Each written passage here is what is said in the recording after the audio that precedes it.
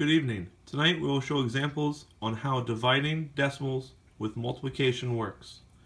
We are going to have two examples tonight. The first will be a more simple problem, 36 and 93 hundredths divided by 3.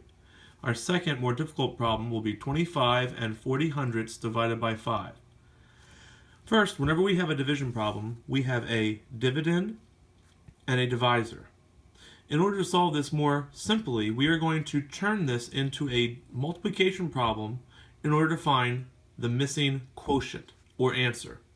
I first start by rewriting my 3 and changing my division sign to a multiplication sign. This now begins to look like a multiplication problem. Next, I must ask myself, what can I multiply 3 by to arrive at each digit of my original dividend? For example, I ask myself, 3 times what gives me 3? The answer is 1. 3 times 1 gives me 3. I continue this process from right to left until I reach my last digit. I continue asking 3 times what gives me 9? 3 times 3 gives me 9. 3 times what gives me 6? 3 times 2 gives me 6. Lastly, 3 times what gives me 3? 3 times 1 gives me 3.